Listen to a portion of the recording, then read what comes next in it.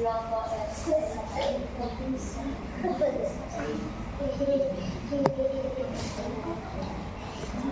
So, sa pangatlong bayan naman, tumatala yung kwento sa pamamagitan ng paggamit ng panghalista.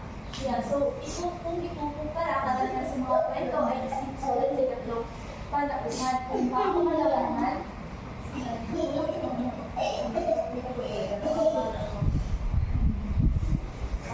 So, ang pangatlong panauhan ay ginagamit yung pagkakasalita ay gumagamit ng panghalit na siya o sila upang maglarawan ng ibang tao sa mga pangyayari.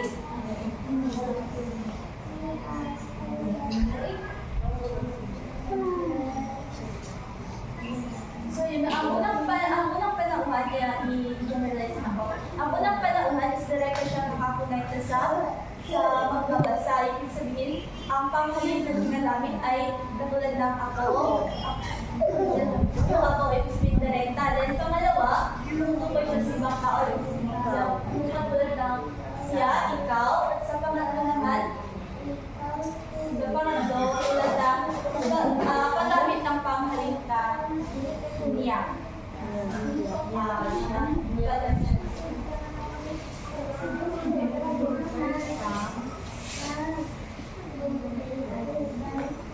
Ang panghuli naman ng uri ng pananaw ay ang daloy ng kamalayan. Ito ay isang teknik sa panitikan kung saan ipinakikita ang mga pananaw ng isang tauhan sa pamamagitan ng pagsasalaysay ng kanyang sarili at damdamin. So, sa daloy ng kamalayan, dito rin makikita ang buong istorya o buong kwento na isinulat ng isang managda. Na kung saan, sa daloy ng kamalayan, doon mismo masasagot ng mambabasa kung ano ang nangyari, kung paano nga ba nangyari ang mismo kwento. Kung saan masasagutan niya, masasagot na ang kanyang mga katanungan mula sa kanyang pagbasa simula pa ng isang kwento.